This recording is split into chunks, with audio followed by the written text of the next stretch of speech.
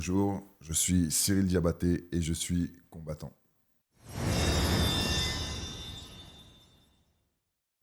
Bonjour Cyril. Bonjour. Ravi de te recevoir dans ce podcast. Et effectivement, tu es le deuxième combattant en MMA que je reçois. Et je suis ravi parce que, avant de parler un peu de ta carrière et ce que tu as fait, rapidement, parce que j'ai fait des recherches, bien sûr, j'ai travaillé avant qu'on soit là. Je te connaissais de loin, on s'est croisé une demi-fois à l'INSEP.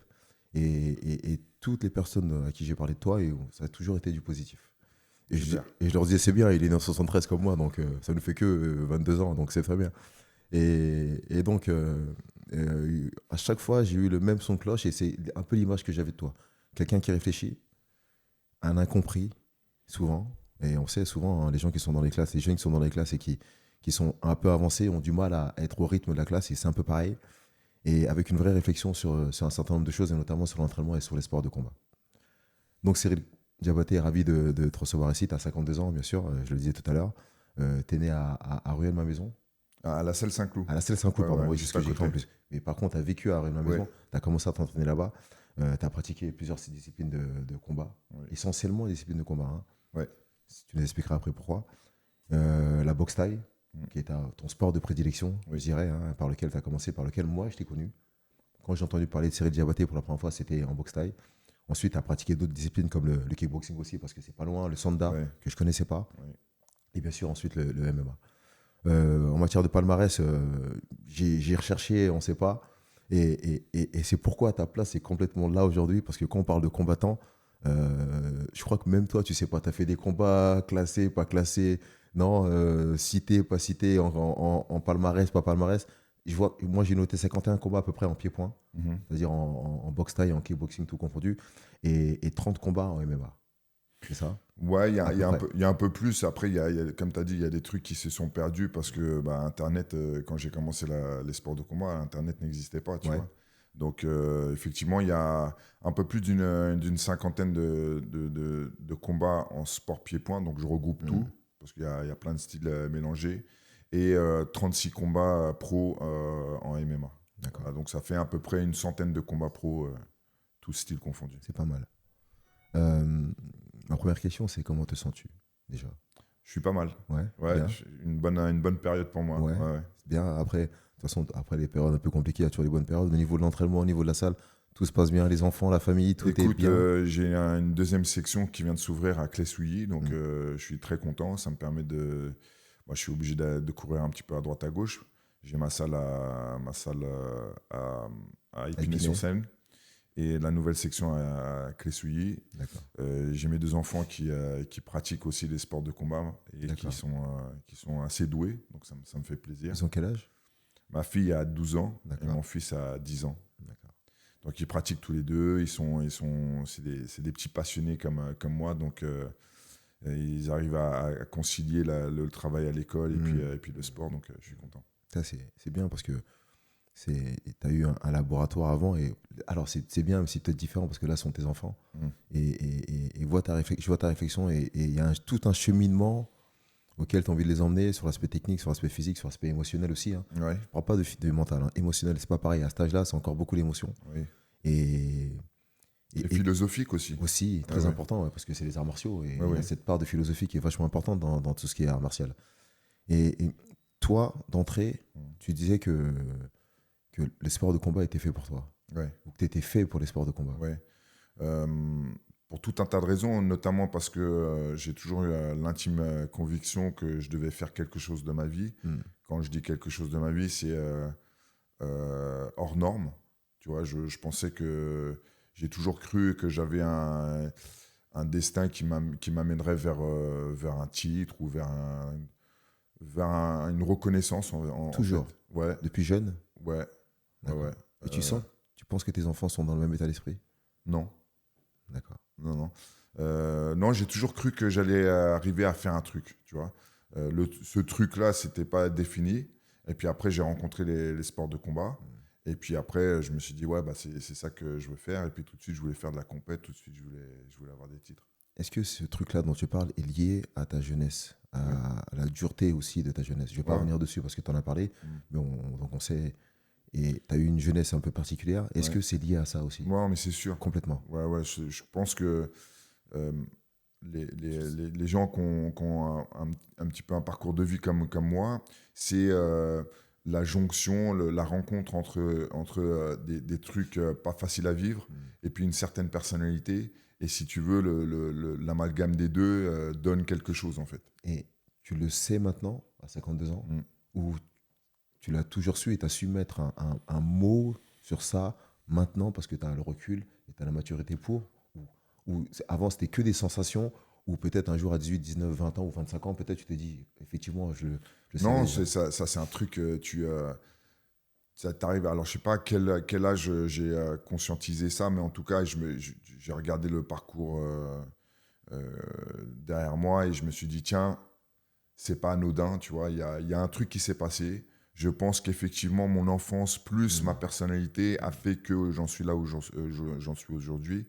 Mais quand tu as la tête dans le guidon et que toi, tu poursuis les rêves, tu poursuis tes ambitions, t'es pas en train de te dire, ouais, c'est parce que, tu vois, pour toi, t'es un champion, tu vois, t'as été fait pour ça, et il n'y a pas de, tu vois. C'est bizarre parce que c'est à la fin du chemin, on À va la fin dire, du jeu, que voilà, que tu regardes en arrière, tu dis, ah d'accord, ok, je comprends. ton chemin n'est pas terminé. À la fin du Oui, oui, jeu, bien sûr. à Bien la sûr. fin du jeu, Ouais, ton chemin n'est pas terminé. Moi, je ouais. pense, hein, c'est ma conception. À la fin du chemin, à la fin du jeu, en tout cas, tu te rends compte que. Ouais. Et la question que je vais te poser, c'est que quand tu es dans cet état d'esprit-là, très jeune déjà, et que tu sens un truc, est-ce que. Comment tu abordes le sport de combat? Parce que le sport de combat, c'est le combat. Mm. Il y a un face-à-face, il y a des problématiques techniques, tactiques à régler, physiques aussi. Après, il y a l'aspect mental, là, qui est le combat. La peur, la gestion de la peur, c'est beaucoup ça. Comment tu gères ça, toi? Est-ce que déjà, très jeune, tu as l'impression, l'insouciance, tu as l'impression de ne pas avoir peur et d'aller au-delà du truc parce que tu as un destin qui était préservé, Mm. ou tu as quand même déjà des peurs? Ouais, moi, j'ai toujours eu conscience de ma peur, de mon stress, tu vois. Je me suis jamais voilé la face, j'ai jamais menti à dire ouais, j'ai pas peur, machin. Je trouve ça nul parce qu'il faut embrasser sa peur, Faut la contrôler. exactement. C'est ce que je Donc dis aussi. le seul moyen de vraiment la contrôler, c'est de l'accepter et puis d'en être conscient, tu vois. Donc moi, et puis c'est simple, j'arrivais sur mes premières compétitions, tu as le médecin de la rencontre qui prend ta tension et que tu es en train d'éclater le truc, tu vois, et il dit ah, bah, il va falloir que tu te reposes parce que sinon je peux pas te laisser combattre dans ces. Tu vois, j'avais, je sais pas, Ouais, 17, beaucoup de 18 tension. de Ah, quand tension, même, tu ouais, vois. quand même, ouais. Et le médecin qui me regardait, qui me disait ah non, je suis désolé, je vais pas pouvoir. Et moi, je me sentais, pourtant, je me sentais Prêt. bien, tu vois. Ouais. Je me sentais bien, mais tellement t'es Ouais. focus. L'inconscient et le subconscient. Ouais, C'est ça, en fait. exactement. Ouais. Donc, tellement t'es focus sur ton truc, consciemment, t'es focus sur ton résultat, sur ton combat. Et inconsciemment, t'es en train de vivre une tornade, une tempête, tu vois. Et donc, ça se traduit par une tension de psychopathe. Et donc, il me disait de m'allonger. Je réussissais à faire descendre ma tension Ouais.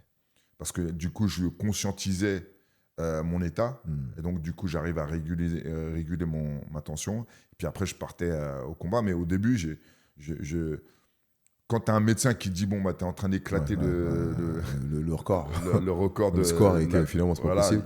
tu es conscient de ton stress, de ton anxiété, tu vois. Donc, ouais, j'ai travaillé là-dessus. Et puis à force, à la fin de ma carrière, c'était l'inverse. C'est-à-dire que je sentais passer le stress, Ouais. pas assez de la peur, pas assez de l'anxiété et tout ça. J'ai toujours dit, moi, que. Alors, moi aussi, une fois, j'ai pas eu peur et j'ai fait un sale combat. Oui, Et j'ai toujours dit que cette peur, et quand ça surprenait les gens, que je leur dis, moi, j'ai toujours eu peur à chaque combat. Et cette peur, elle m'accompagnait. bien sûr, Et je la prenais comme une compagne qui était là. Et quand elle n'était pas là, c'est qu'il y a un truc qui n'allait pas. bien sûr. Et il fallait que je la dompte. Je l'ai domptée avec le temps, j'ai géré avec, j'ai composé avec. C'est ce qui m'a permis de faire attention et de ne pas faire de bêtises par Ouais, moment. bien sûr. Et c'est ce que je pense moi. Et quand tu m'exprimes ça, j'ai travaillé sur toi, j'ai regardé un peu quel état d'esprit, ce que tu as dit. Et j'allais presque, je m'attendais à ce que tu me dises non, j'avais cette espèce d'insouciance et j'avais pas peur. Parce que je sentais qu'il y avait un destin qui était là pour moi et j'y allais. Et avec le temps, j'ai commencé à prendre conscience. Et alors que là, c'est complètement l'inverse.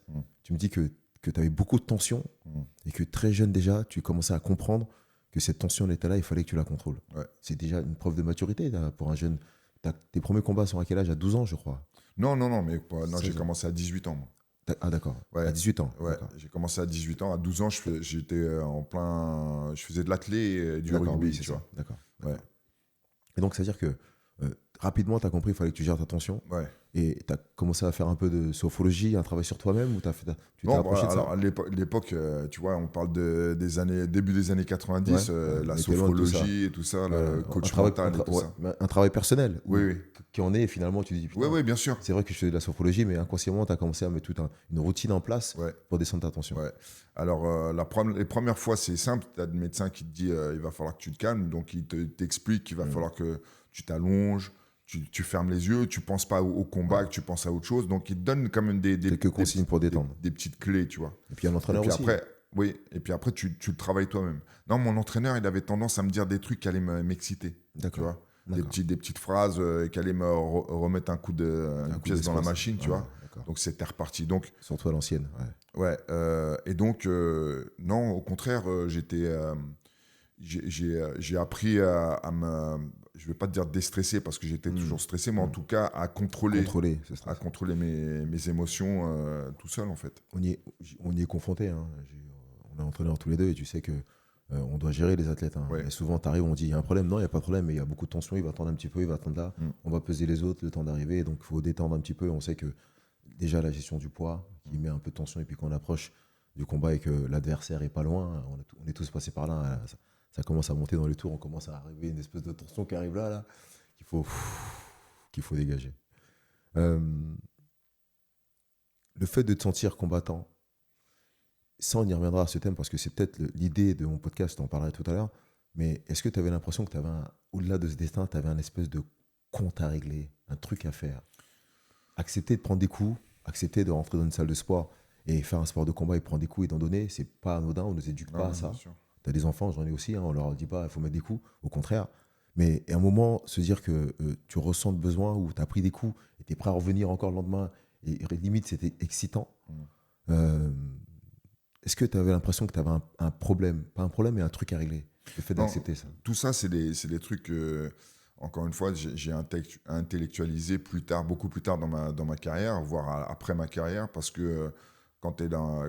Je te dis, quand tu es en pleine carrière, tu penses pas au pourquoi du comment, Hmm. tu es juste là, tu te dis, Je t'es parle, combattant. je parle au début. Hein. Ouais, ouais. D'accord. T'es combattant, chaque atome de ton corps est combattant, t'es là, tu te poses pas la question pourquoi je monte sur le ring, t'es là, t'es juste là pour arriver jusqu'à ton objectif. Hmm. Moi, mon objectif dès le début, dès que j'ai commencé la compétition, c'est d'avoir des titres, tu Ouais, vois, ouais. et notamment le titre suprême champion du monde. Donc quand j'ai commencé, moi, mon but, c'est d'être champion du monde, c'est pas de réfléchir au pourquoi du comment j'en suis là, tu vois. J'étais là, j'ai commencé les sports de combat parce que clairement, j'avais une rage, une colère en moi qu'il fallait extérioriser. D'accord. Mais je ne le savais pas, ça. C'était ça en fait. Ouais. Ouais, ouais, je le savais pas. Tu m'aurais dit à l'époque, pourquoi tu fais ça? Je t'aurais pas dit oui, J'ai une je suis en colère, colère, bien sûr, machin, tu vois. bien sûr. Juste, il y a un sport qui me plaît. J'ai été biberonné au Bruce Lee, au Jackie Chan, au Jean-Claude Van Damme. Tu vois ça à la télé, au Ouais. Rocky aussi. Ouais. Tu vois ça à la télé, tu as envie de... T'as envie de ressembler à ces Ouais, mecs-là. t'as envie de Bien sûr. ressembler à ces Bien sûr. mecs-là, tu vois. Bien sûr. Et tu as combattu alors je dirais dans le monde entier. Euh, le premier combat que tu as fait, qui était à 18 ans, Ouais. et je vais pas dire entre le premier et le dernier, mais au moment où tu étais au top de ta carrière, où tu étais devenu un fantastique combattant aguerri avec de l'expérience et qui gérait ses émotions, l'aspect technique, tactique, tout ça, quelle est la différence qu'il y a eu entre le premier Cyril qui a fait son premier combat, qui est pétri, on sait le premier combat, on sait comment on est, hein, Ouais. je t'en parle, hein, ta souris, c'est qu'on se comprend. Et après, quand tu as plus d'expérience et qu'il y a une autre tension qui est différente, Ouais. une autre appréhension, est-ce que tu te dis, j'ai parcouru, j'ai parcouru quand même une espèce de distance qui fait qu'aujourd'hui, je sais ce que je suis un autre homme aussi en même temps, Ouais. et je me sens mieux, je me sens moins bien, ça va pas? Comment tu t'es senti à ce moment-là? Bah, il y a une transformation, tu vois. Je parle souvent de rite initiatique, tu vois, de transformation, tu vois, un peu comme, je sais plus quelle tribu africaine, peut-être les Maasai, Ouais. qui, y a un rite initiatique pour devenir de garçon à homme. Il faut aller chasser son lion avec Ça sa, me dit quelque chose, ça. tu vois, avec sa lance. Et une fois que tu as fait ça, tu es devenu un homme. Alors, c'est peut-être instantané, tu vois, c'est peut-être sur une fraction enfin, sur quelques minutes. Nous, le parcours du combattant, c'est tu rentres dans une salle pour la première fois, tu t'entraînes, tu acquiers des techniques, une discipline, une force mentale, et puis après, tu fais tes premiers combats, et puis ça devient de plus en plus dur, et puis tu te transformes au fur et à mesure, tu vois. Ma transformation, elle a duré plusieurs décennies, tu vois. Et le Cyril qui a commencé la boxe en 91 et le Cyril qui a fait son dernier combat en 2014, c'est, même si c'est une évolution du même personnage, si tu prends le gamin de 18 ans et celui de 40 et ce qui s'est passé entre les deux, c'est une vie entière, tu vois. C'est une vie entière. Ouais. Est-ce que donc ouais, il y a un gros changement, tu vois. Est-ce que tu te souviens la première fois où tu as eu mal? Oui. À l'entraînement? À l'entraînement? Ouais. Je pense que c'est le premier cours. Hein. C'est le premier cours? Ouais, je pense que c'est le premier cours. En plus, à l'époque, il y avait moins de pédagogie que maintenant, peut-être. Ouais, c'est bien, on est à une époque où les sports de combat, il y a un côté vraiment pédagogique qui n'existait pas. En tout cas, il y avait moins de pédagogie à l'époque. Elle était plus, comme je disais, old school. Mais il y a un côté de cette époque-là aussi qui était peut-être plus ancré avec le concret du sport de combat, tu vois, c'est-à-dire il n'y a pas de raccourci, à un moment donné tu vas te prendre des coups dans la bouche, tu vois. C'est vrai. Donc il y a ce côté-là qui se perd un petit peu aujourd'hui dans certaines écoles et dans certains styles. On se surprotège un peu. Ouais, parce qu'on a envie de garder des licenciés et que tout ça, on n'est plus dans l'état d'esprit. Avant, quand tu allais dans une salle, c'est parce que tu venais, tu avais envie déjà. C'était une réaction un peu personnelle d'aller chercher un truc. Ouais. C'était ça mon truc aussi. Hein. Le thème de mon podcast, c'est ça. Quand tu pousses une salle de sport, qu'est-ce que tu vas chercher là? Quand tu entends des mecs qui crient, qui tapent, qui prennent des coups, tout ça, on t'a pas éduqué à ça en fait. Mais pourquoi tu as envie de pousser cette porte? Pourquoi au contraire tu as envie de rentrer? Pourquoi la première séance que tu fais, tu te dis putain, c'est ça que j'aime, c'est ce que je veux voir, tu vois? Et c'est pour ça que je te dis, la question suivante, c'est quand tu as poussé cette salle, dans les premières séances, où tu as ressenti le coup, et c'était peut-être pas la première séance, c'est peut-être pas la deuxième, la troisième, peut-être une semaine après, où tu as mis les gants avec un mec dans la salle. Non, mais qui c'est lui la fait mal. première séance. Ah ouais, la première séance où t'as fait mal direct. Comment t'as réagi? En fait, c'est même pas qu'on. C'était quoi déjà? Un coup de pied, je me souviens déjà, ton corps, il est mou, tu vois, il est en mousse, tu vois. Tu vois ce que je veux dire? Tes premiers cours, ton corps n'est pas habitué à cette sensation. Déjà, la façon de t'entraîner, tu vois. Un truc tout con, faire des pompes. Si tu n'as pas fait un sport où tu vas te taper, je sais pas moi, 100 pompes ou 200 pompes dans l'entraînement, dans la séance, ton corps, il n'y est pas habitué. Ça, plus mes tibias, ils étaient mous. C'était les tibias de monsieur et madame tout le monde, tu vois. Donc, le genre de tibia, tu te tapes un coin de table, tu roules par terre pendant 10 minutes, tu vois. Bien sûr. Donc, les pompes, les tibias qui sont mous, et il faut s'en servir toute la séance. Donc, même si tu as des protèges tibias, tu rentres chez toi, tu as des bleus partout, ils sont enflés et tout ça. Les coups que tu n'as pas l'habitude de prendre à des endroits que tu n'as pas l'habitude de les prendre et tout ça. Tout ça fait que je suis rentré chez moi. Tu rentres chez toi à la fin de la première séance, tu as mal partout, tu vois. Et tu dis, j'aime ça. Voilà. C'est mal, bizarrement, paradoxalement, tu te sens vivant. Tu vois, tu rentres chez toi, tu as mal partout, mais tu dis, putain, c'est bon. Ça te rendait plus humain. Ouais, peut-être. Ça te permet quelque part de faire sortir un peu toute cette tension que tu avais en toi. Ouais, complètement, ouais. Tu as combattu sur les 3 aires de combat ou sur 2 aires de combat? Sur le ring et dans la cage? Que ring et cage? Ouais. T'as pas combattu sur tatami? Si, aussi. D'accord. Ouais. Ah ouais. Et rapidement, qu'est-ce que ça t'a apporté? T'as su rapidement te concentrer sur l'adversaire en face, ou l'aire de combat a influencé quelque part les premiers instants de ton combat? Non, je pense que j'étais tellement dans une optique de combattant, de combattre et de combattant dans son aspect global. Tu t'aurais pu me faire, je sais pas moi, combattre dans une cave, combattre sur une patinoire, combattre n'importe où. En fait, j'étais tellement dans une optique de combattre et d'être un combattant, tu vois, un gladiateur, entre guillemets. Que peu importe l'endroit. Ouais, franchement. Ça a changé peut-être tactiquement ou sur le Oui, matériel, il y a mais pas... il y a des petits trucs. Tu vois, par exemple, une anecdote, j'étais avec un de mes combattants, Xavier Foupapokam. On était en Russie pour un gros tournoi mondial de Vale-Tudo, de Pancrace, un peu du MMA, mais où il y avait tous les coups autorisés pratiquement.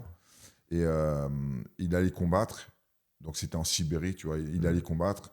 Et il y a l'organisateur qui vient, un des organisateurs qui vient dans le vestiaire. Il dit ouais, vous êtes bien au courant de toutes les règles. Hein, et donc il énumère les trucs qu'on a le droit de faire. Et puis à un moment donné, il dit les coups de tête. Vous savez qu'il y a les coups de tête aussi autorisés. Et nous, on ne savait pas. Tu vois.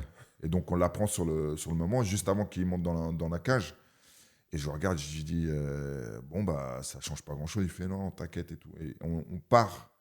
Et donc, il part dans la cage combattre avec les coups de tête. Donc, c'est pour les gens qui regardent, peut-être que le MMA, ça ressemble à un truc où les coups de tête, c'est... Ouais. Mais normalement, non. Non, il y a plein de règles. Heureusement, c'est comme réglementé. Il y a plein de règles. Et là, on nous rajoutait un truc en plus qui nous semblait un peu plus barbare, tu vois.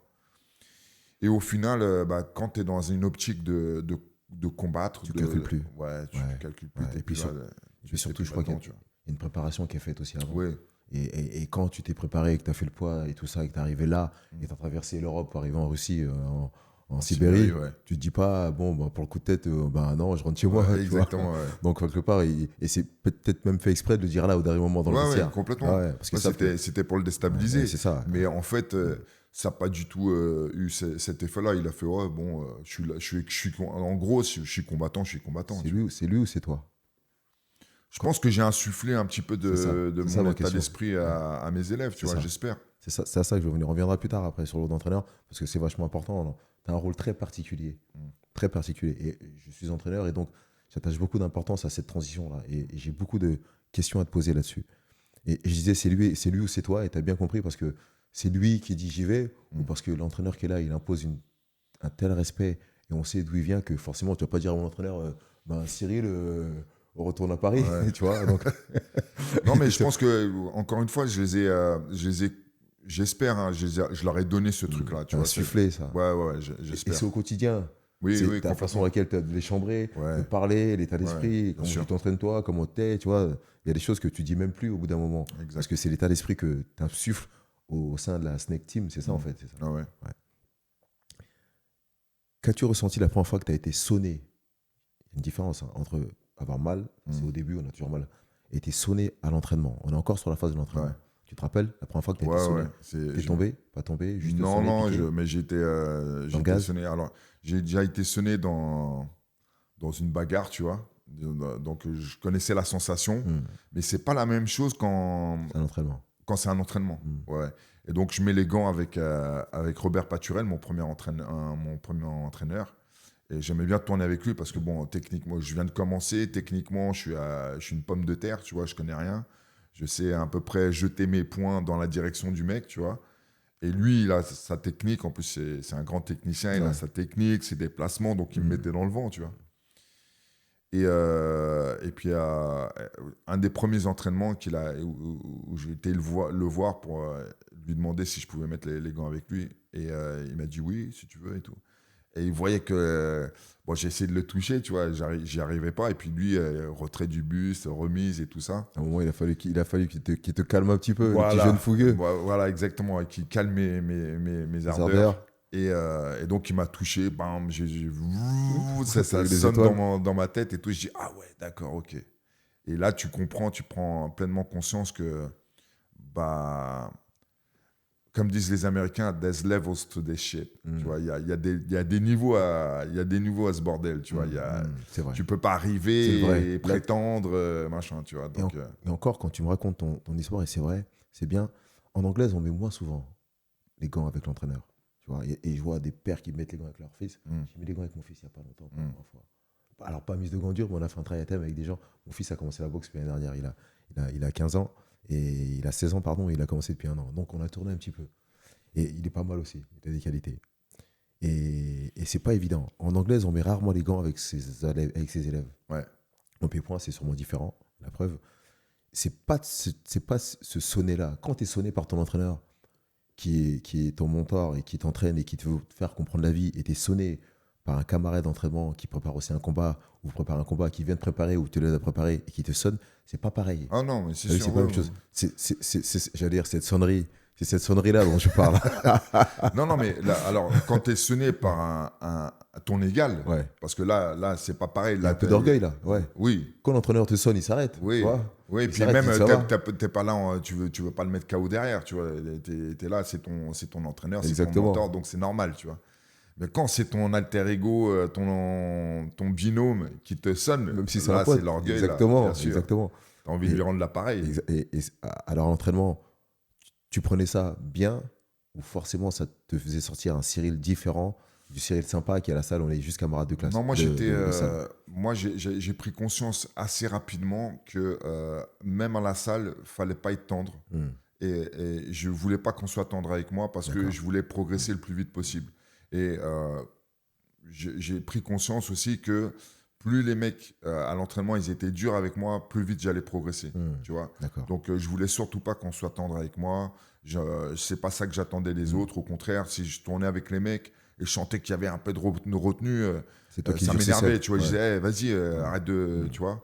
Donc moi, c'est ça que je voulais moi. Alors je faisais pas des mises de gants forcément dures tout le Tout temps, le temps. mais je fais la part des choses entre sparring technique, light, où on tape à peine, à non, si je fais de la merde, il faut que tu me montres, tu vois. Est-ce que aussi, alors là on rentre dans la technique, Ouais. c'est pas du tout le thème du podcast, mais je veux poser la question, est-ce que on est moins dans du sparring dur en pied-point ou en MMA qu'en anglaise? En anglaise, nous on est dans des sparring souvent durs. Ouais. Souvent les mecs viennent, et on en parlait tout à l'heure hors caméra, des pieds-points ou MMA viennent en anglaise parce qu'ils ont besoin de ce sparring un peu dur, Ouais. qu'ils ne retrouvent pas forcément dans leur discipline, Ouais. parce que après chaque combat de kickboxing ou de boxe thaï par exemple, pendant 2-3 jours les mecs ils peuvent pas marcher, Ouais. tu vois, et malgré les protections, tu l'as dit toi-même, ça faisait mal. Et donc on peut pas être à 100%. Nous en anglaise des fois on est à 100%. On est je souvent même à 100%. Et c'est la différence entre l'anglaise et les pieds-points Ouais. en matière d'entraînement, je veux dire. Ouais, ouais. Non, c'est clair que quand on vient des sports de combat durs, mais qui sont pas qui sont pas l'anglaise, donc kickboxing, boxe thaï, MMA, tous ces sports-là, et qu'on vient dans un club d'anglaise pour mettre les gants, on sait que ça va être chaud. Ça va être dur. On sait que ça va être Il y a dur. plus de coups différentes, ça permet Plus de. Ouais. Bah déjà, vous êtes spécialisé là-dedans. Tu vois, donc les trajectoires sont plus sont pas les franches, mêmes. sont Ouais. plus Les coups sont pures, plus nets. sont plus nettes, il y a plus d'appui, il y a plus de machin, donc ça fait plus mal. Non, c'est clair que quand on vient du MMA ou de la boxe thaï, qu'on va dans une salle d'anglaise pour mettre les gants, on sait que ça va être dur. On sait que ça va être dur et c'est ça qu'on vient chercher aussi. On passe au combat. Dans quel état d'esprit te sens-tu avant le combat? Ça dépend. Si tu as des souvenirs. Ouais, ça dépend. dépendait. Ça dépend du. Moi, j'ai parlé beaucoup de la santé mentale parce que je pense que tous les combattants, même s'ils n'en ont pas conscience, l'état d'esprit dans lequel tu es pendant ta préparation et pendant les 48 heures avant le combat détermine énormément de L'issue du combat. Ouais. Il est clair que si tu passes une mauvaise période de ta vie pour X raisons, tu vois, divorce, décès, maladie, je ne sais quoi, ou fatigue tout simplement, ça entame forcément ta santé mentale. Et tu es bien passé pour savoir que it's a mind game. Ce qu'on fait, c'est un jeu de l'esprit. Plus ton esprit il est fort, plus ton esprit il est solide, et plus tu vas pouvoir retranscrire ce que tu sais faire sur le ring ou dans la cage. Le jour où tu arrives en combat et que ton esprit, il y a une faille dedans parce que pour X raisons, qui s'est fragilisé pour X raisons, ça va se voir le jour du combat. Et donc, quand tu me poses la question dans quel état d'esprit tu es avant un combat, ça dépend. Ça dépend quelle époque, ça dépend quel Cyril, ça dépend ce que je viens de traverser, ainsi de suite. Ouais, tu as traversé. Parce que c'est vrai, et ça revient à ce que je disais au début, tu as traversé des générations, toi, mine de Ouais. rien, hein. Et je comprends quand tu dis que ça dépend d'où tu étais, Mm. parce que tu es un des combattants qui parle facilement de dépression. Ouais. Et tu le dis, tu parles d'esprit, hein, de l'état d'esprit dans lequel on peut être. Mm. L'aspect mental est vachement important, Super essentiel important. même, je dirais, tout dans le C'est sport de tout, hein. combat, Ouais, et ouais. tout dans le sport de combat.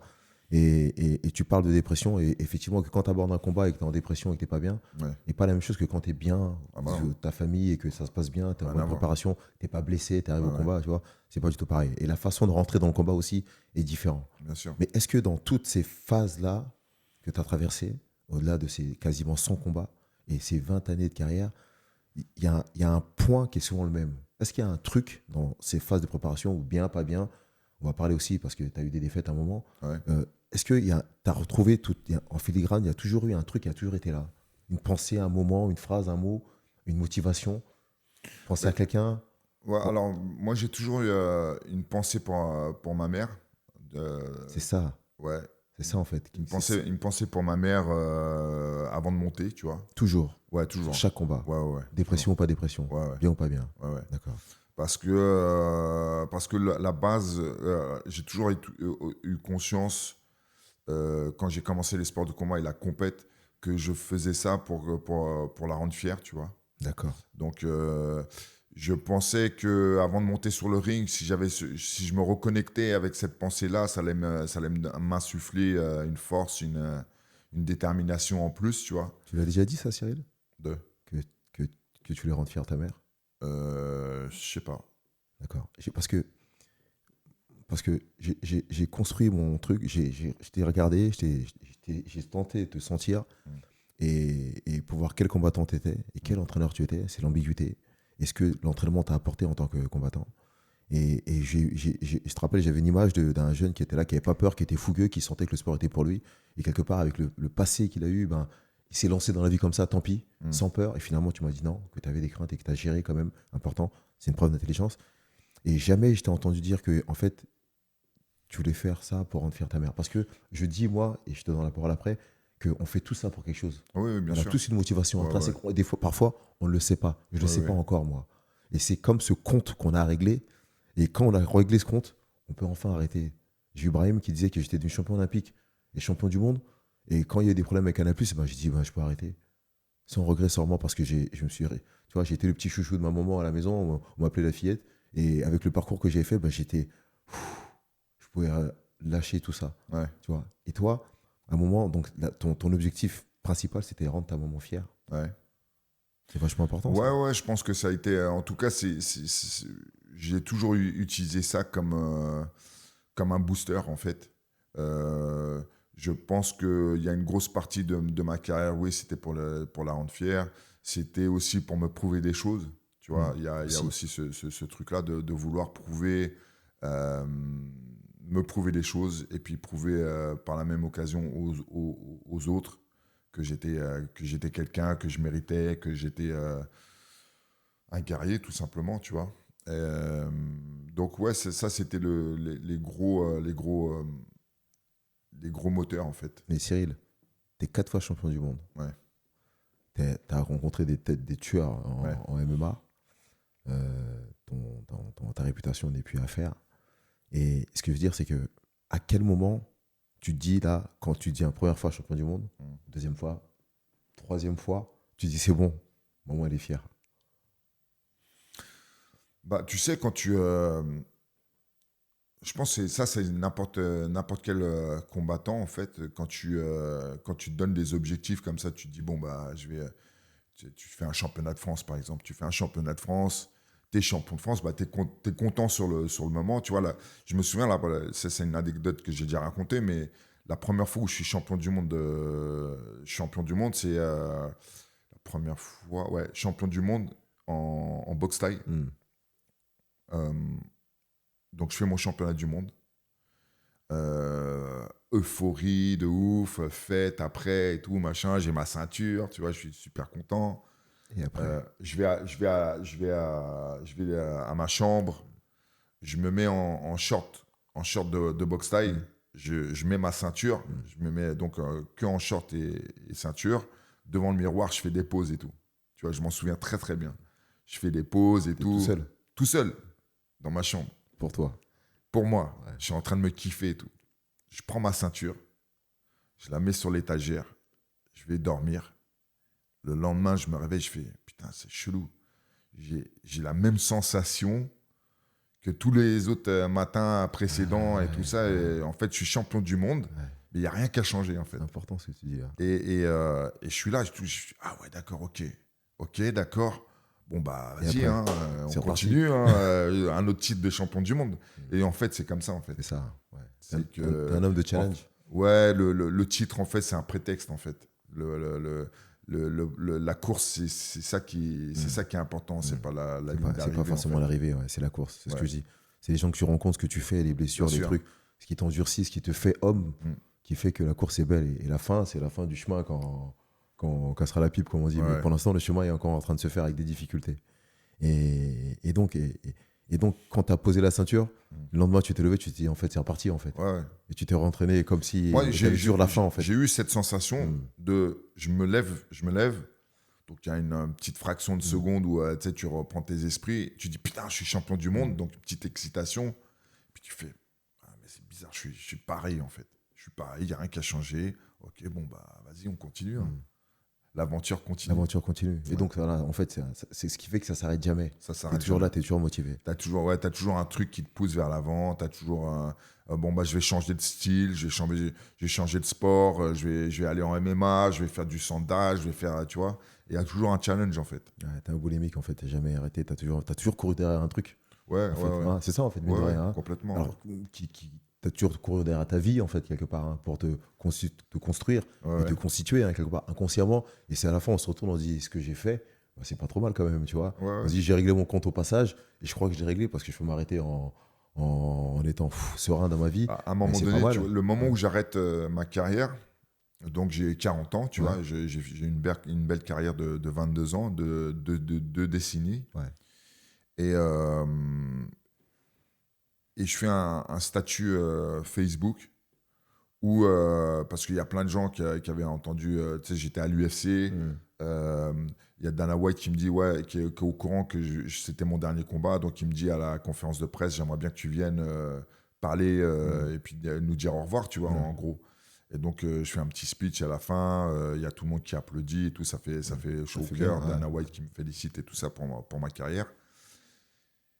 Et donc les gens, ils étaient au courant, si tu veux, à ce moment-là, et les gens, le public était au courant. Et donc je reçois beaucoup de messages sur mes réseaux, sur Facebook. Oh non, Cyril, tu peux pas, t'as encore la pêche et tout, s'il te plaît, nanani, nanana. Et je fais un statut très sincère où je dis, ne soyez pas triste pour moi.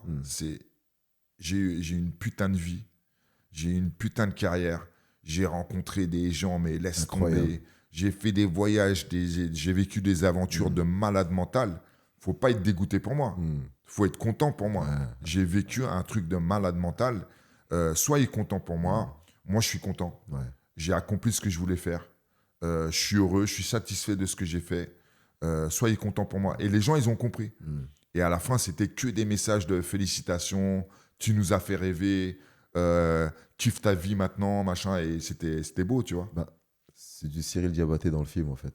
Quand au début, je disais, un mec, moi, je vois ça, hein, je suis pas du genre à... Mais pétri de qualité, être capable de dire les choses. Il y a une espèce de franchise. Hein, j'ai écouté, hein, j'ai regardé, une espèce de franchise en toi avec un discours, un phrasé. J'ai un ami hein, qui est un peu comme toi, hein, qui est pareil, il s'appelle Jean-Louis, et avec un discours, un phrasé, une vérité placide, froide presque, tu vois, qui fait que c'est là, et puis il y a une posture qui va avec, qui fait que et j'ai l'impression que tu as toujours été comme ça. Ouais, toujours. Hein Ouais, toujours, hein, c'est ça. Hein. Ouais, Depuis ouais. jeune, tu as toujours un peu Toujours. hein, une grande tige, mais Ouais, avec exactement. une espèce de. Et bah, tu vois, je me souviens quand j'étais môme, mes parents, ma famille, tu vois, ma grand-mère, à un moment donné, elle me disait, mais Cyril, tu peux pas dire ce que tu penses. Tu peux pas dire ce que tu penses. Tu vois, parce que et je dis, mais comment ça, je peux pas dire que non, tu peux pas dire ce que tu penses. Les gens, ils veulent, tu vois, il y a des gens qui sont pas prêts, il y a des gens qui veulent pas entendre la vérité, il y a des gens qui tu vas fâcher, il y a des gens. Et c'est vrai, je me suis fâché avec beaucoup de gens, tu vois. que parce ça donne des boutons de pas dire ce que tu penses. Ouais, ça me fout. Ça. Je peux pas, en fait. Tu vois, c'est pire que. Je sais que des fois, il vaut mieux que je ferme ma gueule, mais c'est plus fort que moi. Je suis obligé de dire ce que je pense, en fait. 1, 2, 3, 4 phases de cette carrière. La phase Europe, Ouais, la phase Japon, ouais. la phase USA. Mm. La phase Europe, c'est celle qui m'intéresse pour le moment, où tu enchaînes 7 défaites. Ouais. Ce qui m'intéresse sur ces 7 défaites-là, c'est je vois l'homme, je vois l'état d'esprit dans lequel tu es. En même temps, je peux l'expliquer. Et je me dis, quand tu enchaînes 7 défaites, qu'est-ce qui se passe dans ta tête à ce moment-là? Parce que quand on s'entraîne et qu'on performe, c'est pour gagner. Quand on perd, on est dégoûté. Ouais. Quand on perd, on se pose des questions. Non, dégoûté, c'est un euphémisme. Quand on dit dégoûté, on se comprend. Parce qu'on a perdu, oui. Mais ce que je veux dire, c'est que c'est ça.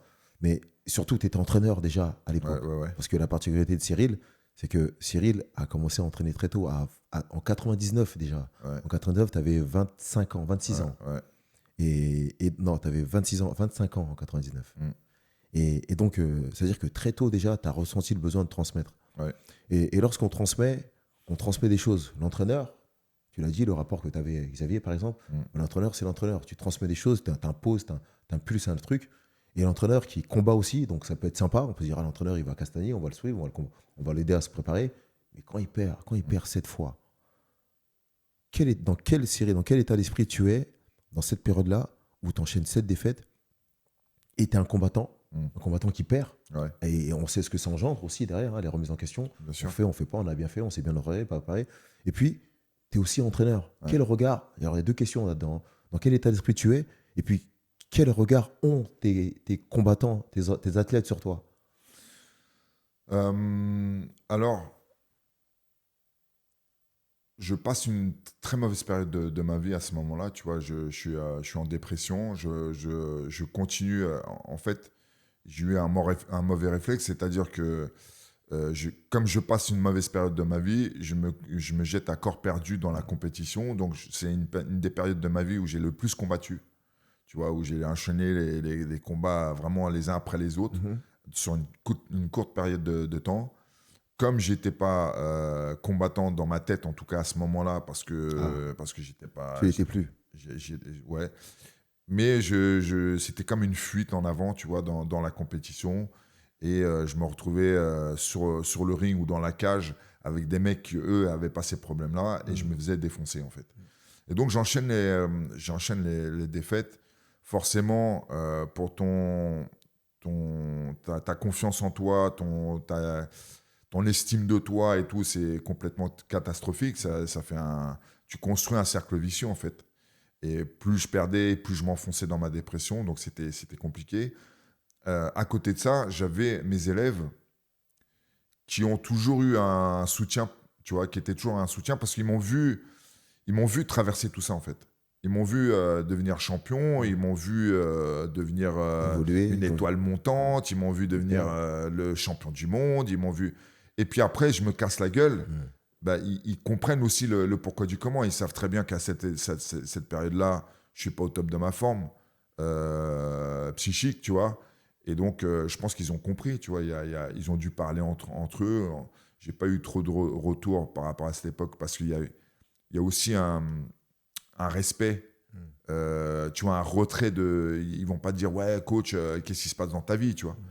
Mais je pense qu'ils ont été suffisamment intelligents et puis je pense qu'ils ont dû parler entre eux aussi. Et en tout cas, j'ai eu un soutien de leur part, c'est sûr. C'est pas comme si du jour au lendemain, ils ont tous déserté la salle, tu vois. C'est incroyable parce que tu es entraîneur depuis longtemps. Ouais. Et on sait aussi que même quand tu crées des liens avec tes athlètes, surtout quand tu es sport de castagne, tu vois, on va à la guerre ensemble. Et pendant la minute de repos, les mecs, ils te regardent dans les yeux et il se passe plein de choses pendant cette minute de repos qui n'est pas vraiment une. Hein, parce que quand tu es au bout du ring, le temps que tu arrives, il y a 55 secondes, 50 secondes. Donc il faut te donner à boire, il faut te transmettre des choses, de l'énergie, soigner, faire des choses. Et on a un vrai rapport avec nos athlètes. De ouf. Et surtout quand ça se passe bien, mais surtout quand ça se passe mal. Ils ont besoin du soutien. Et ça se fonde, ça se construit à l'entraînement. Et l'entraîneur aussi, l'athlète aussi un peu altruiste, un peu individualiste, un peu égoïste quelque part. Il doit l'être aussi quelque part pour réussir. Non, complètement. Je vais t'expliquer où je veux t'emmener. C'est dans le sens où pendant que tu perds, tu vois, les athlètes ils sont tentés de se dire, mais en fait, mon entraîneur est là, c'est un bon entraîneur, mais il perd en fait.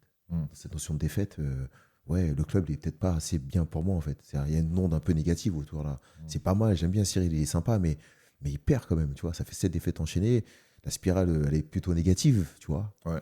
Et ce que je veux dire, c'est que tu as réussi à drainer, à conserver les athlètes qui ont toujours cru en toi, Ouais. malgré tes 7 défaites. Ouais. Ça vient de toi. C'est ce que tu as construit. Est-ce que tu t'es déjà posé la question? Est-ce que tu t'es déjà dit que j'étais pas au mieux, j'étais en dépression, j'étais pas bien?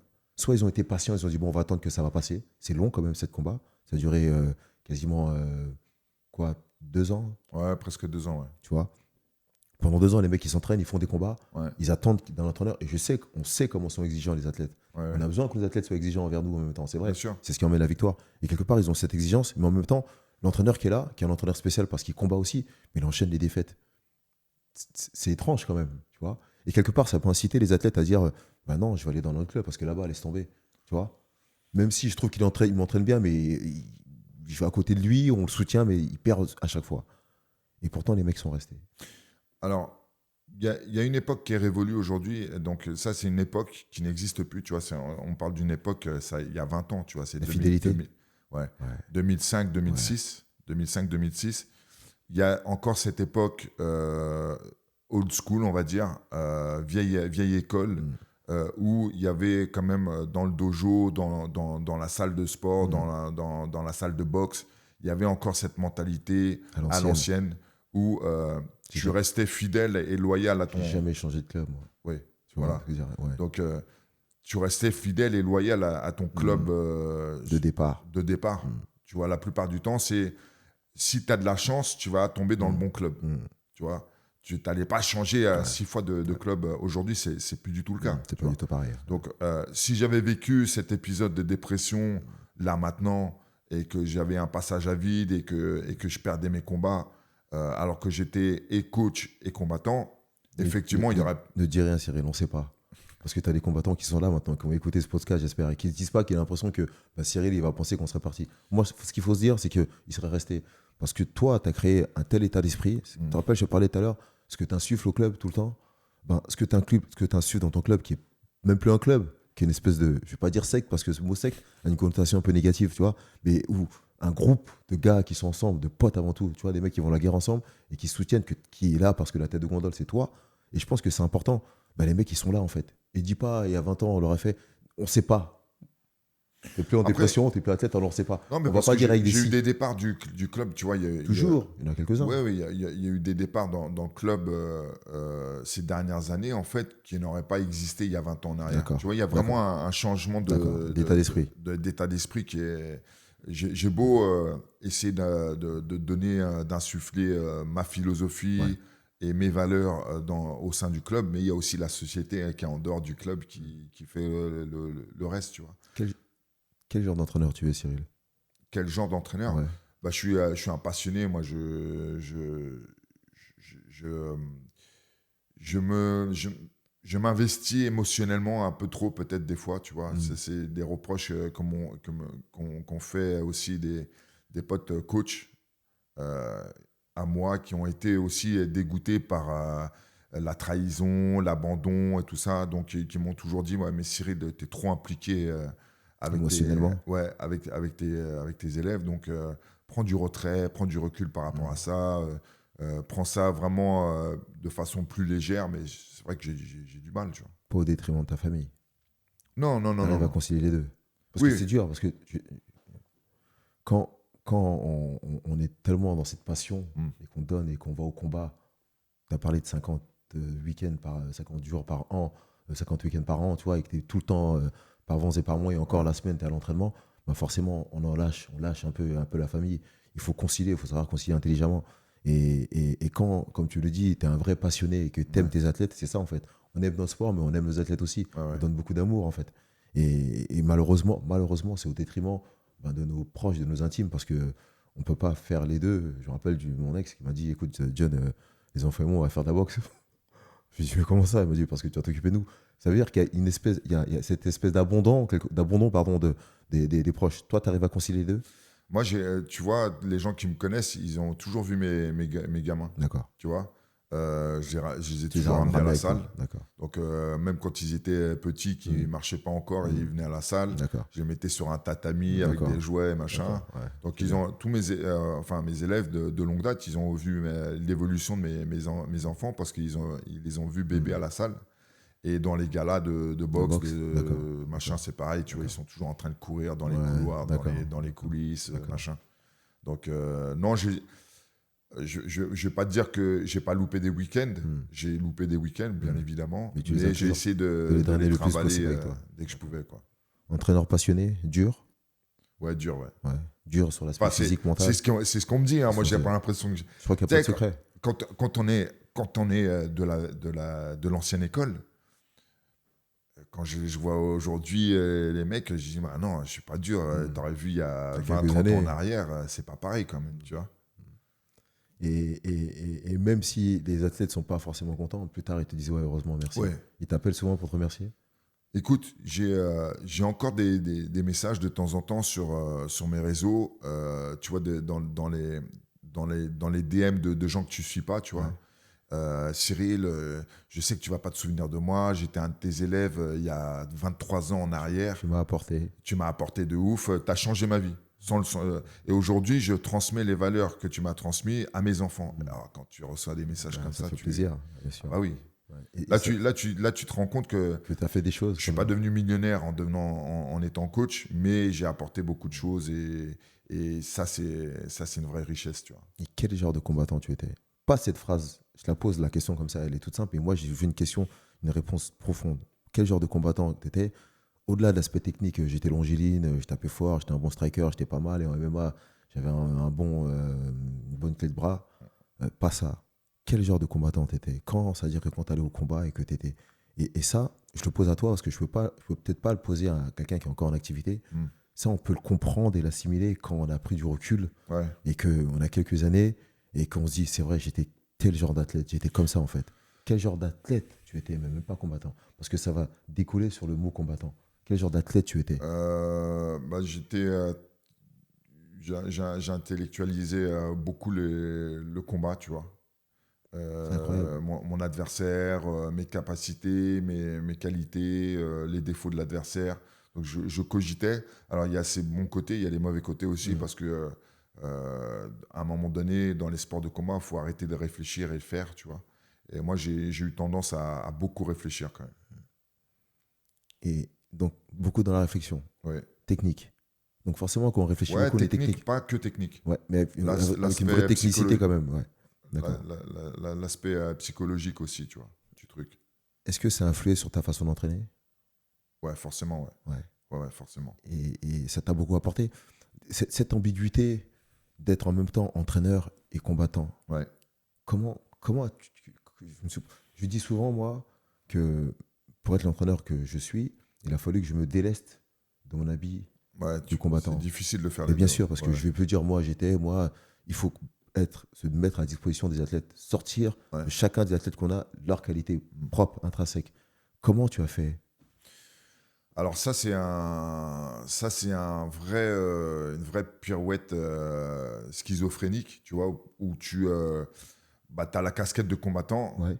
tu enlèves la casquette, tu mets l'autre À quel casquette. moment? Donc, Quand? tout le temps, en fait. Ouais, mais en fait, à l'entraînement, quand tu as l'entraînement, tu t'entraînes. Moi, c'est même pire que ça. C'est qu'en 2004, je crois, je me fais virer de mon ancien club parce qu'il y a eu une brouille avec mon coach, pas Robert Paturel, mais le coach d'après, c'est-à-dire Jean-Marie Mercier. D'accord. Je m'embrouille avec lui. Il me vire du club et je me retrouve. Et je suis tellement dégoûté parce que pour moi, c'était carrément une figure père, tu vois, pour moi. Donc je suis dégoûté. En plus, c'est à l'époque de la dépression et tout ça. Donc je pense que c'est lié aussi. Et je me retrouve tout seul. Et tellement je suis dégoûté, je veux pas avoir un nouveau coach. Donc je reste dans mon coin, dans mon club, avec mes élèves. Et j'ai été coaché par mes élèves par la suite.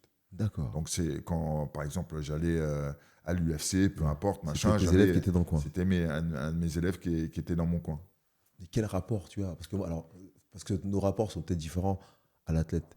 L'athlète, je dis souvent que l'athlète a besoin d'être bousculé un peu, d'être grondé, Complètement. d'être menacé dans le coin. Je disais C'est mon que élève. Donc, il l'entraîneur, va pas me menacer. c'est Ouais. ça. Ouais. L'entraîneur, il a plusieurs casquettes. Et surtout, il s'adapte à ses athlètes. Il y en a qui ont besoin d'être giflés. Il y en a qui ont besoin, à qui on demande des sourires. Il y en a qui ont besoin de boire. Il y en a qui il ne faut pas donner à boire. Ouais. Il y en a qui on a besoin de leur demander de rester debout, de peuvent s'asseoir. Tu vois, on s'adapte au round et à la personnalité aussi de notre athlète. Comment ton athlète peut être dans ton coin? Comment il se comporte avec toi? Il n'ose pas te dire les choses. Non, bien sûr que non. Quand il faut te bousculer, tu te bouscules tout seul? Ou c'est lui qui Ouais, te non, bouscule? non, je fais mon coach en fait. J'ai toujours été mon coach dans mes combats en fait, parce que j'avais un élève qui est souvent.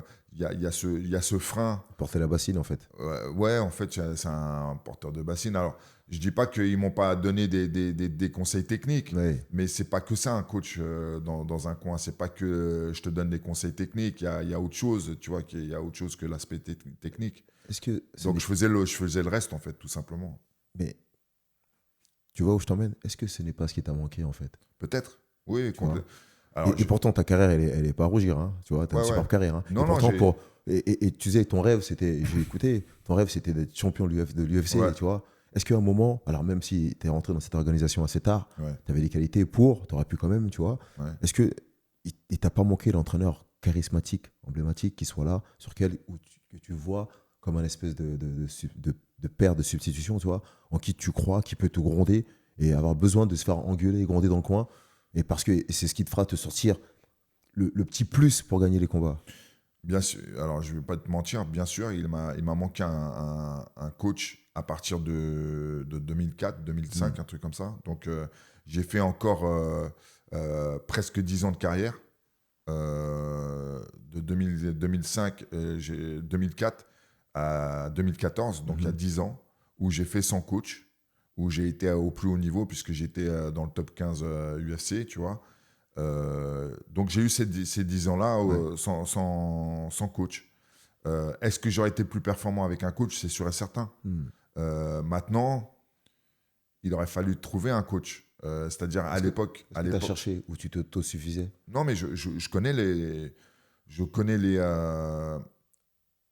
Je connais le terrain de l'époque. C'est-à-dire que je connais les coachs qu'il y avait à l'époque, Ouais.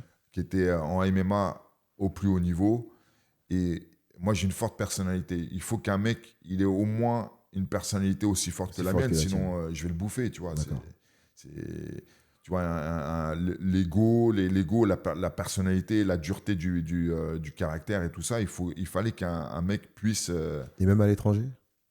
À l'étranger, j'aurais pu. À l'étranger, j'aurais pu. Donc c'est difficile de concilier aussi, c'est ça en fait, ça a été le frein? Bah, j'avais mon école, j'avais la Snake Team en France. Ouais. Ça me tenait à cœur aussi d'emmener développer. mes combattants le plus haut possible. Donc, j'avais pas envie de les abandonner du jour au lendemain. Et voilà, donc j'ai fait le pari de... Ça fait un sacrifice en fait. Oui, complètement. Ouais. Mais c'était pas je le vivais pas comme un sacrifice. Je me suis pas dit, ouais, j'ai sacrifié ma carrière de combattant non, pour... bien sûr. Mais avec le recul, tu dis que en fait, et je vois quel genre d'entraîneur tu es, Ouais, tu mets tout en place pour que tes athlètes réussissent. oui, Tu vois? ouais. Et on parle de tout, c'est tout. On fait en sorte de. Et pour toi, à un moment, bah, tu n'as pas été capable de mettre tout en place. Ton expérience t'a permis aussi de mettre tout en place maintenant pour tes athlètes. Mais tu dis avec le recul, on a besoin de ça aussi, hein. Moi, je me dis, qu'est-ce que j'ai fait, qu'est-ce que j'ai pas fait qui m'aurait permis d'être meilleur entraîneur ou d'avoir ma médaille au jeu. Tu vois? Et c'est ce qui me constitue aujourd'hui en tant qu'entraîneur. J'essaie de ne pas reproduire les mêmes erreurs que j'ai pu faire pour moi, par exemple. Je vois pas ça comme une erreur. Bah, oui, c'est vrai, tu as raison. Je vois pas ça comme une Tu fais erreur. bien de me reprendre. C'est mon parcours de vie, en fait. Mais C'est ce qui tu m'a permis sais, de comprendre. les gens aujourd'hui ils regardent à travers le prisme de qu'est-ce qu'il a fait, C'est vrai, vois, en tu as tant que raison. combattant. Mais qu'est-ce que j'ai fait, non pas en tant que combattant, qu'est-ce que j'ai fait en tant que combattant coach, Oui. puisque j'ai été les deux. Ouais. Franchement, C'est incroyable. je kiffe, tu vois, les résultats sont là. C'est le plus important, en fait. J'ai produit, je sais pas combien, des dizaines et des dizaines de champions de France, des champions d'Europe, champions du monde. J'ai moi-même été plusieurs fois champion du monde. Avec le recul, non, je pense que j'ai réussi ma carrière de combattant coach, tu vois. C'est une vraie erreur de ma part. C'était une erreur de dire que c'était une erreur, c'est vrai. Parce qu'on en parlait depuis le départ. C'est le parcours de vie, en fait. Ouais, C'est la finalité qui est importante. bien sûr. Tu vois, et je titille un petit peu en disant, et je dis, ta carrière, elle est fantastique déjà, tu vois. Et comme je pense que tu es pareil, je piaille toujours sur les détails, tu vois, tant au niveau de l'entraînement. La main, elle est ici, elle est là. C'est pas la même chose. C'est pas pareil. Tu vois, tous ces petits trucs qui font la différence. C'est pour ça que quand je regarde un peu ton parcours et je me dis, putain, j'aurais adoré entraîner un mec comme Cyril. Parce que l'état d'esprit dans lequel tu étais, la réflexion que tu as, m'oblige moi à être meilleur parce que tu vas me poser des questions, tu vas me poser des problèmes Ouais. que je vais devoir résoudre et quelque part, ça nous fait grandir tous les deux. Tu vois. Et je me dis à un moment, quand je travaillais, que je regardais et que je me disais que toute cette période, tu as entraîné et tu t'es préparé en même temps, forcément, tu en as lâché un peu plus pour les autres et un peu moins pour toi. Ça fait partie du truc. Ah ouais, Tu vois. complètement. Et je vois déjà où tu es arrivé et je me dis, c'est dommage. Je vois l'état d'esprit dans lequel tu étais et puis le parcours de ce jeune garçon, tu vois. Je me dis, parce que on s'y attache un petit peu, on se dit, il y a un parcours difficile et en même temps, avec des besoins et envie de combattre, envie de ressortir. Et puis très tôt, tu imagines un peu le parcours, très tôt, avoir envie de transmettre. Ouais. Parce qu'il y a une espèce d'antinomie là-dedans. Quand tu penses à toi très tôt à t'en sortir et à faire ça, et parce que tu as plein de rage en toi, tu n'es pas dans l'état de transmettre. Tu vois, c'est-à-dire que rapidement, transmettre, c'est avoir réglé des comptes déjà, parce que tu as envie de donner. Et très tôt, inconsciemment, tu as réglé tes Alors, problèmes presque. je sais pas parce que paradoxalement, alors je pense pas être le seul à être comme ça, mais tu vois, par exemple, il y a une période où j'étais vraiment dans le bad le plus total, tu vois, genre dépression au fond du gouffre et tout Ouais. ça. Et pourtant, il y a une personne que j'ai énormément aidé à cette époque, tu vois. Alors que moi-même, Pas j'étais bien. En j'étais général, on dit qu'il faut être bien pour aider les autres. Ouais. Ouais, mais pas du tout. Hmm. Tu vois, je sais que à cette période-là, j'ai aidé une personne qui m'a par la suite me dit ouais, tu m'as sauvé la vie en gros, tu vois. Et moi-même, j'étais dans la merde, tu Dans vois. la merde, tu t'en es pas rendu compte. Et ça, Ouais, ça ouais, donne ouais. un peu l'état d'esprit du personnage aussi en même temps. Tu vois, sans le savoir, sans le dire, hein, Mm. quand j'en ai parlé, alors c'est Lionel Bressfin qui nous a mis en contact, toi et moi, parce que Ouais, tous les gens que j'ai reçus jusqu'à présent, c'est des gens que je connaissais, ouais. qui avaient été mes athlètes, et t'es le premier que je connaissais pas, et c'est Lionel que je remercie d'ailleurs, à qui je passe le bonjour, qui nous a mis en contact, et le discours qu'il a de toi, Mm. c'est un peu ça. Et il y a des similitudes, et il me dit, et c'est une autre rencontre qui est très intéressante, et quand j'ai travaillé, ça allait dans ce sens-là aussi, tu Ok. vois. Et quand j'ai appuyé sur des petits trucs, et je t'ai dit, mon podcast, c'est pas t'as boxé, t'as gagné, t'as perdu, c'est pas ça. C'est toi, Cyril. Parce que les autres podcasts, tu parles beaucoup de tes athlètes, de ce qui se passe autour, de l'autre, mais très peu de. On connaît ton histoire parce que tu en parles facilement, c'est Ouais, vrai, mais très peu de toi au moment où tu combats, l'état d'esprit dans lequel tu es, avec cette particularité, cette singularité d'avoir été athlète de haut niveau ouais, et d'entraîner aussi des athlètes de haut niveau. ouais. T'imagines un petit peu. Je me dis, j'aurais pas pu faire ça. Ouais, ouais. C'est pas Après, donné à tout le monde. avec le recul, bah, aujourd'hui, concrètement, en France, il n'y a pas beaucoup de gens, si ce n'est personne qui l'a fait, tu vois. Mm. D'une part, entraîneur de haut niveau dans les sports de combat et combattant de haut niveau en même temps, tu Ouais. vois. Je sais pas si je sais pas s'il y en a eu ou il y en a, mais il J'ai- n'y en a pas beaucoup. À ma connaissance, non, pas beaucoup. Ouais, On connaît on connaît des gens qui ont combattu et qui ont entraîné en même temps, ouais. mais ils combattaient, ils entraînaient les petits du club. Oui, oui, Tu voilà, vois, c'est et ça. puis au bout d'un moment, quand t'arrives à un niveau, tu es obligé de te concentrer, d'être focus. Ouais, ouais, exact. D'être focus, et tu sais, c'est ce que tu dis à tes athlètes. Ouais, Dors bien, dors à l'hôtel, repose-toi, fais ci, fais ça. ouais, ouais. Si en plus, au lieu de dormir, tu dois entraîner les autres, non, c'est compliqué. Moi, moi, moi, j'ai même eu plusieurs fois dans ma carrière où j'entraîne un mec pour un championnat, tu vois, ou Ouais. un combat, par exemple, au Japon, tu vois, Xavier, Ouais. notamment, Mm. il va combattre au Japon. Je vais combattre sur la même carte que lui. Et il combat avant moi, tu vois. Donc, je le chauffe dans le vestiaire. Je me chauffe en même temps. C'est incroyable. Je vais le coacher. J'attends pas le verdict parce que le combat il est fini. J'attends pas le verdict. Je vais dans le vestiaire vite fait. Je cours. Je fais un échauffement en 5 minutes. Et puis après, on m'appelle et je descends la coursive, tu vois. Ça, je l'ai vécu plusieurs fois. Xavier, c'est ton pote, c'est ton Ouais, frangin, c'est ton petit frangin. c'est mon petit frère. C'est ton gars, Ouais. parce que tu parles beaucoup de lui, c'est vrai. Et je l'ai rencontré une ou deux fois, on s'est croisé une fois. Il émane de lui, il y a un bon truc, tu vois, on s'est serré la Ouais, main. c'est un bon gars, ouais, bien sûr. Et donc, vous avez un rapport à vie, en fait, parce que vivre de telles choses, ça crée des Ouais, vrais liens, en fait. bah, que tu disais, tu sais, quand tu es parti au charbon en tant qu'entraîneur et que le petit gars qui va charbonner, c'est un mec qui est issu de ton savoir, Mmh. de ton énergie, de ton amour, et qu'il monte sur le ring, bah, il y a une partie de toi qui est avec lui. Et forcément, quand il prend les coups, bah, il y a une partie de ces coups-là que tu reçois et que tu tu ressens aussi. ressens, tu vois. Et à la fin du combat, bah, que ça soit une victoire ou une défaite, c'est une partie de toi aussi qui la ressent, tu vois. Donc, effectivement, c'est comme si tu as été au charbon avec lui, tu as été à la guerre avec lui. Tu vois. Et quand, voilà, je vais me faire l'avocat du diable, quand il a une défaite, parce qu'il en a eu, Ouais. tu te dis pas, j'ai donné un peu moins de ce que j'aurais dû donner. Je devais me préparer, le temps que j'ai donné pour me préparer, j'aurais dû le donner un peu plus parce que je vois l'amour que tu as pour Xavier, comme l'amour on a pour nos athlètes. Hein. Ouais. On se dit pas, parce que là c'est la question, quand ils perdent les mecs, effectivement je dis pas c'est à cause de. Qu'est-ce qu'on n'a pas fait pour éviter cette Il y a défaite? toujours une remise en C'est question. ça, Il y a c'est toujours ça. une remise en question. Tu te dis, putain, est-ce que j'ai bien fait ci? Est-ce que j'ai bien fait ça? Putain, il a pris des sales coups. En plus, tu t'en veux, tu vois, parce que tu vois que le mec, il a pris des coups. Tu te dis, putain, mais moi aussi, peut-être que si j'étais moins dans ma carrière et machin, tu vois. Donc, bien sûr qu'il y a une grosse partie de remise en question. Après, je pense aussi que je lui ai apporté énormément, tu vois. Ouais. Je suis conscient de ça. Humainement, sportivement et humainement aussi. Humainement aussi, Forcément, parce que avec, il y a eu Xavier, il y a eu Greg Baben, il y a eu d'autres mecs comme ça qui ont été, qui sont des produits de notre rencontre, en fait. Tu vois, mon savoir-faire, mon énergie, mon amour, et puis leur détermination, leur énergie à eux aussi, tu vois. Et donc, quand on va au charbon et qu'on vit une défaite, bah forcément, je me dis, putain, qu'est-ce que j'ai mal fait. Ouais. Et paradoxalement, il ne faut pas que je leur transmette ça. Il ne faut pas que je leur dise, ouais, peut-être que c'est une erreur de ma part, parce qu'il faut qu'ils croient en moi. Il faut qu'ils croient en moi, il faut qu'ils croient en ce que je leur raconte, tu vois, donc c'est compliqué. Hein. Quand tu es... Il y a une forme de schizophrénie dans tout ça. Oui, il y a une schizophrénie, bien sûr, il y a une schizophrénie, bien sûr. Il y a une part de toi qui vit la défaite un peu comme une défaite de toi, tu vois. Et donc, c'est compliqué de revenir de ça. Et moi, j'ai des potes coachs qui ne le vivent pas du tout pareil. Parce qu'ils arrivent à se détacher, ils arrivent à cloisonner. Bien sûr. Ils arrivent à cloisonner le truc. Ils ne vivent pas la défaite de leur élève du tout de la même façon, tu vois. Cyril, quand tu as décidé d'arrêter, à qui tu l'as dit le premier? Quand dans ta tête, tu t'es dit, c'est fini. Tu as annoncé t'arrêter par un combat à l'UFC. Et donc, c'est-à-dire c'était dans un show très important. L'UFC était déjà au top à l'époque, pas ce qu'il est maintenant. Mais c'était déjà une organisation qui était vraiment très reconnue. En plus, Dana White fait l'honneur de dire un petit mot, c'est très bien. Et avant ça, quand dans ta tête, tu dis, ça y est. Parce que ce combat, tu le dis, hein, t'en parles clairement et tu dis que j'ai pas mis un coup. En fait, attendez que ça se termine, tu y as été pour y aller, pour boucler la boucle, en fait. Tu vois.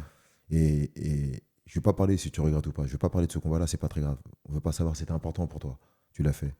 Et avant d'annoncer à tout le monde que tu arrêtais, quand dans ta tête à toi, tu t'es dit c'est terminé, à qui tu l'as dit le premier? Je pense que je l'ai dit à ma femme. Je pense que je l'ai dit parce que j'en pouvais plus psychologiquement. J'étais dans une période un peu compliquée aussi. Tu vois, bon, j'étais pas en dépression, mais c'était compliqué. Il y avait plein de trucs à gérer. Et j'avais l'impression d'avoir fait le tour et de ne plus avoir l'énergie nécessaire à mettre là-dedans, tu vois. Quand tu es à l'UFC, donc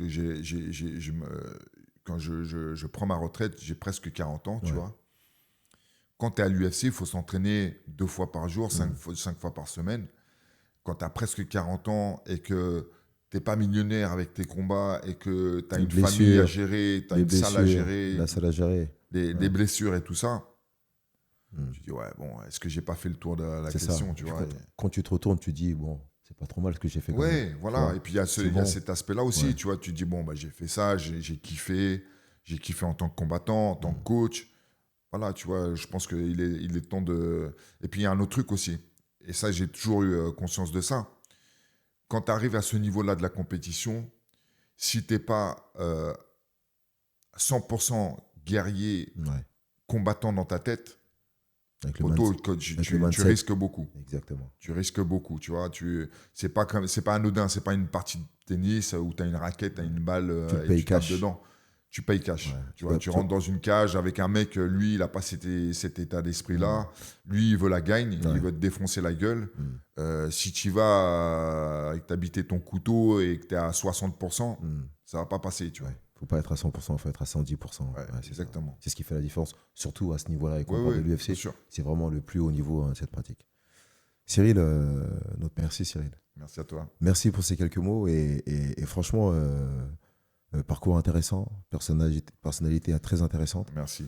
Je m'attendais un peu à ça et je savais qu'on allait partir, pas dans tous les sens, mais que j'avais avoir plein de questions.